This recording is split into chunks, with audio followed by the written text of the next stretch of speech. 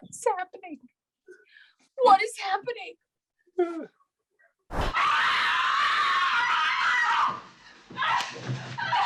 Nope.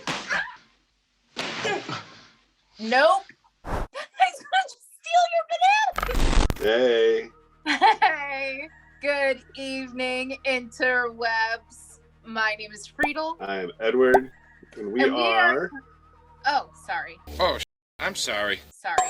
No, sorry. Oh. No, you. No, please, you. No, you. Okay. We are two geeks on a couch.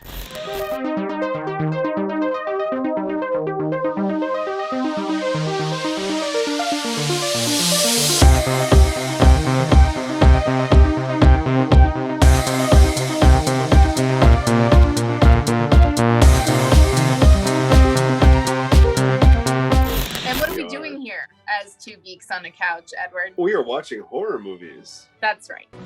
Okay, I'm in. Our quest is to watch 113 of them, and we are around number 35. That's correct.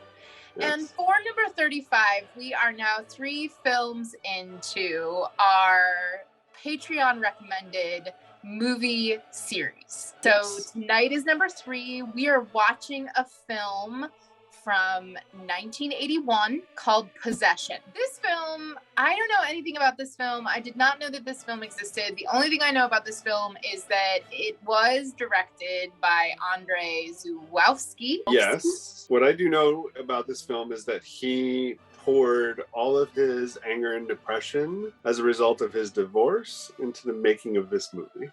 I am not prepared for this film.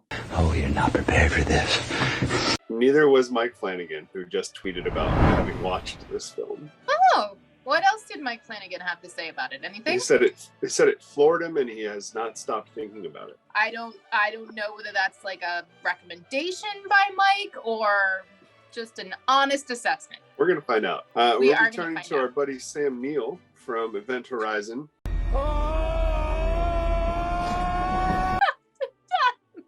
And Jurassic Park. It's a dinosaur. Our buddy. Good old Sam. He's in this. This Okay. is from 1981. It's old. When it arrived in America, they cut about a third of it out, trying to make it more of a traditional horror movie. It flopped. It was critically panned. What we are watching is the restored version of the film, which has a cult following. Oh, okay. And All it was apparently quite a ride. I saw it described as emotional horror. I'm gonna go get my pillow. Where's Keanu? Excuse me. One Keanu eternity later. Yeah, I guess if I'm preparing to be emotionally terrorized, need the Keanu pillow. Let's All go. right, let's go. Are you ready, Internet? Show me your ready faces. America's ready. I'm ready. Special effects for the creature. Maybe I was asking for too much. I was the one who had the right to ask. I know. No, you don't. Does our subject still wear pink socks? What?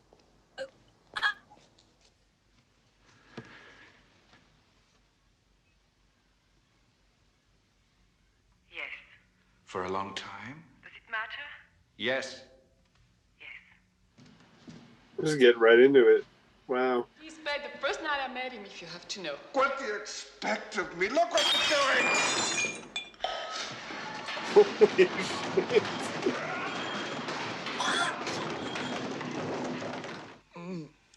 Oh no. Mom. Oh God. What is happening?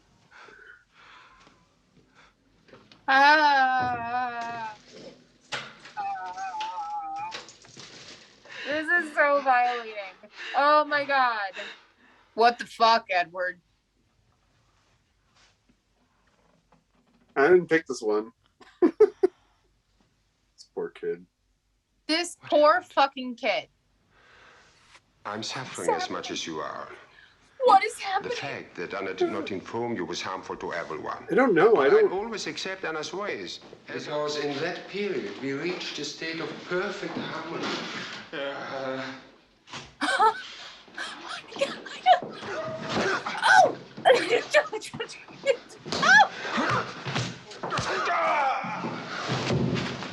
What are these moves? So confused. Why are you nagging me? Can't you just let me face? I did a perfect piece if you never came back. I fuck around with everybody. What On the? every corner. You will let me go. This is bananas.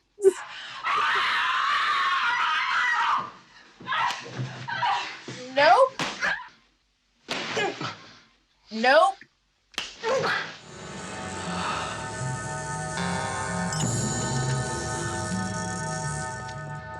What the fuck?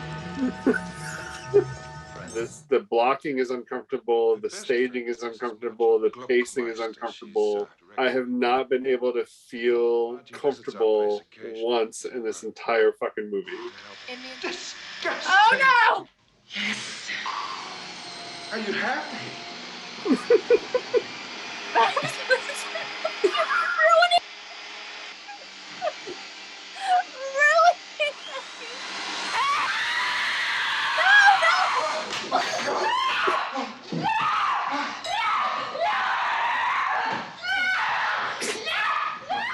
What?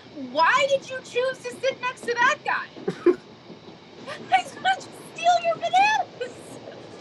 What is happening? Well, she's being pursued. Don't you dare ask me to rate this film. Yes, why? I'm afraid you... Oh, come on. Don't be so... Miss, it doesn't make any sense. I've got... Fascist. What the fuck is that? Oh no, not him again. In other words, where is she? This movie is starting to make me feel fucking crazy. There is nothing in common among women except menstruation. I can't. Does she change her clothes ever? What is I don't know if anybody changes their clothes ever in this film. So I don't even... Why doesn't anyone act normal in this fucking movie? Personal favor not to come to the office until I contact you. It's like violently awkward. I have to talk to you. That's what I get. Why? Promises so much comfort after the pain. I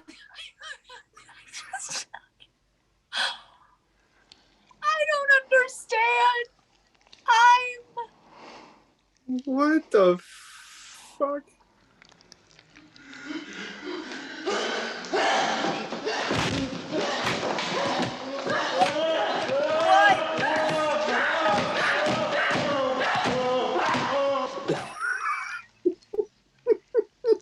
Sure, why not? Okay. Everything is uncomfortable. Every fucking thing in this movie is uncomfortable. That's why I'm with you. Because you say I for me. Because you say I for me. Possibility. I'm talking about Pierce's reality. Well, I'm unable to say it. Maybe it's impossible to say. What the hell? What the hell? It's very quiet here when you're out. Not the same reasons. What the fuck? I don't like it when she looks at the camera. It's really upsetting. We gotta get these people help.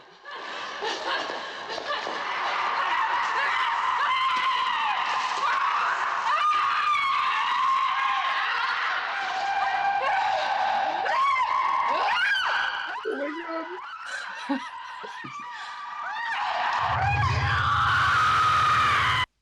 What I miscarried there was Sister Faith. And what was left is Sister Chance. Don't resist me. You know I'm stronger than you. What? I'm This can't be true. I've come to the place in the movie where I can only watch with one eye.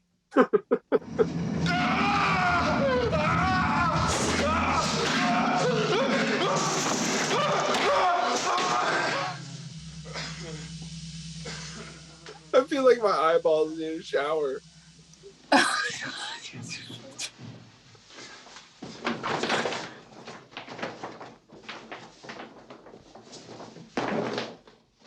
Oh god, is she having sex with that thing? Oh my god.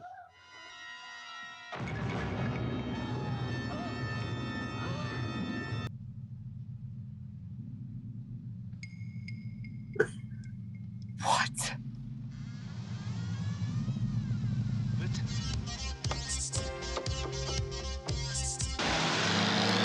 What is happening?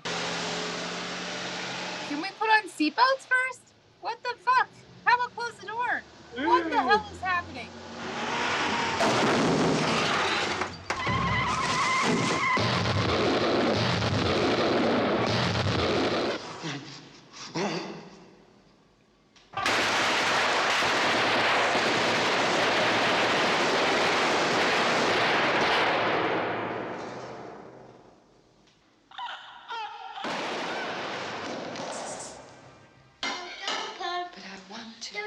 This movie is never going to end.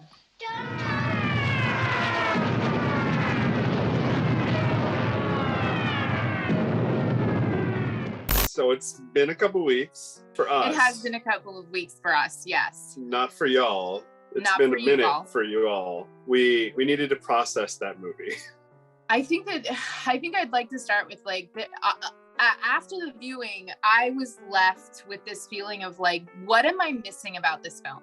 Like, am I just not getting some key component about this film, right? Because I left feeling like I should have loved that film in some way. Like I should have like appreciated its creative genius without this kind of undercurrent of disturbance. And I was like, no, I shouldn't. Actually, being both completely appalled and disturbed and feeling that the film is a work of creative genius are two completely appropriate things that don't necessarily have to be in kind of an anathema relationship with each other. I think that the film is a brilliant exploration into like the ways in which women often behave at the intersections of their own trauma and all of the internalized misogyny that they have had to endure over the course of their lives in the context of a toxic heteropatriarchy. Yes. And so in the beginning of the film, you have pointed this out before, that at the beginning of the film that we see this sort of parallel development between the breakdown of both parties in the dissolving chaos of a marriage, right? We see both Sam Neill's character, okay, so Isabella Johnny's character, we see both of them heading into these realms of like mental disturbances, sort of we're sort of waiting for both of them to have psychotic breakdown. And we're watching it, I think. We're watching it. At some point, there is this kind of like switch where she takes on for both of them the enormity of their collective neurosis. Right. And she becomes the worst narratives often define women in their in like their craziness, in their obsessiveness, in the way that like women become literal man eaters, right? Right. She just starts exuding sexual violence as a result of the violence that was inflicted upon her by Sam Neill. And so I think that the film, hands down, a work of creative genius. I really, really do believe that. And it's incredibly disturbing to watch in the same way that Lars von Trier's Antichrist is disturbing to watch, because it is about watching a woman break down in all of the ways. It's like a self-fulfilling prophecy of narrative. Right. She breaks down in all of the ways that the patriarchy expects her to. But what she's really responding to is that expectation that has been fed to her again and again and again through internalized misogyny. Like in some ways, like we're also seeing the male fantasy that plays out, where we see Sam Neill's character gets to be absolved any accountability towards how he's treated her, because she is the more evil of the two.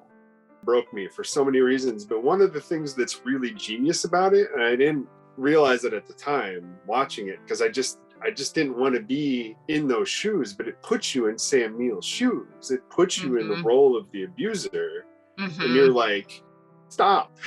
Right. Yes. You know, you're as in the dark about her motives and what's happening on her side of things as he is, and you just see all the bad behavior that's happening as a result of him being in the dark about those things, and you're sort of an unwilling participant in it, and it's just fucking painful. Yes. I don't know that I could ever watch it again, honestly. I haven't felt that disturbed, that physically nauseous, and that just like emotionally upset about a movie in a really long time. But you're right, it's absolutely a work of genius and a brilliant piece of art, because while I've had toxic relationships, they've never gotten that bad. It brought that up for me, right? Sure. That like somebody needs to leave, somebody needs to make that break because the relationship is toxic, and then the other person is just left hanging and clinging and trying to put it back together, and it's not working. And you end up with this grotesque meat puppet of emotional violence, and you're just like, wow. Say more about that. What do you mean by pathetic? Like I just keep coming back to that end scene where she's in her power. She has created this idealized version of him, and they kill him. He's on the ground, straws and non-reality and fantasy, and trying to tie it all together, and in the end he just ends up with nothing. He's got no family. He's got no wife. His kid unalives himself.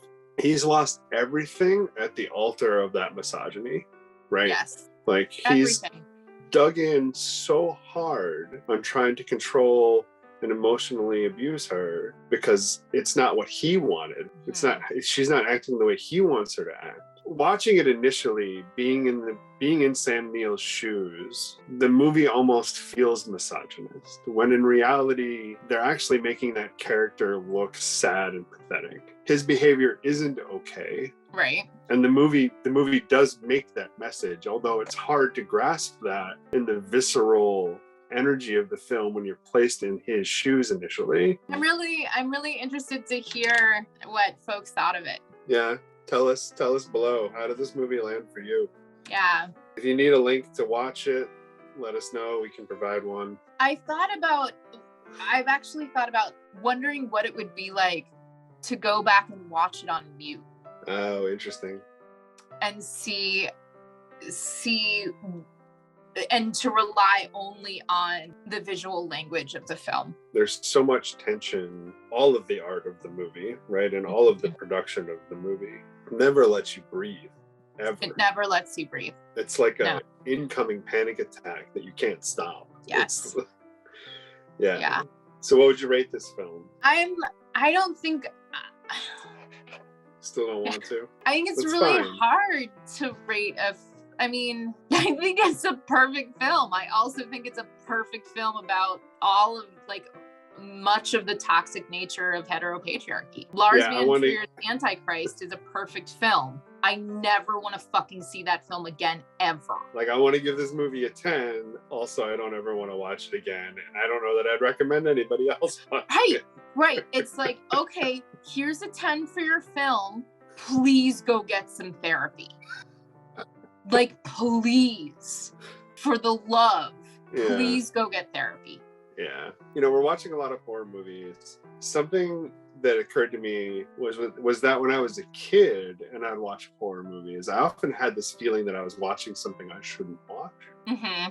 I've lamented often doing this channel that I don't feel like that anymore as an adult. That movie made me feel like that. Absolutely made me feel like that. Okay, because I think of the way that the film is shot with such like that, it's like it's pressed up against your face. It's like I felt coerced into this prurient positioning of being the voyeur against my will. Yes, that's a really good way to put it. And I think that's why I just wanted to stop when we were watching it, because I was like so deeply uncomfortable and upset and confused on a ride I wanted to get off. Well, and this is what's really confusing to me when I'm like, and I mean this sincerely with all humility, this is where I get confused. It is a brilliant piece of creative genius. I felt violated by that film. I felt like that film as a work of creative genius was like held against my throat and was like basically this weapon that is being wielded by the director. And so like it's really interesting the way that like for me I felt the toxicity of the director felt like it reached through the movie and like held on to me. And this is where this gets really dicey as a conversation. I think that you could make an argument where you could say like, is that a piece of art or is that a weapon against women? Thank all of you for coming along on this journey with this horror movie on the internet. And if you stayed this long, thank you. Consider subscribing if you haven't. Consider checking out our Patreon if you haven't. If you're still here, you might like all of that other stuff. If you're not, thanks for the view anyway. We got another one coming up next week. Another horror movie, another reaction, another chance, dice roll. Who even knows what's gonna happen? Another chance for us liberals to ruin everything. Stay tuned. See what we ruin next week. We should have called this Two Geeks Ruin Everything. If you'd like to recommend to us one of your favorite things to destroy, please go ahead and drop it in the message boxes below. Just give us a comment. Please destroy this thing. We'll get on it. Yep, we will get right to it. All right, y'all. See you next week. Have a good night. Take care of yourselves. Mwah.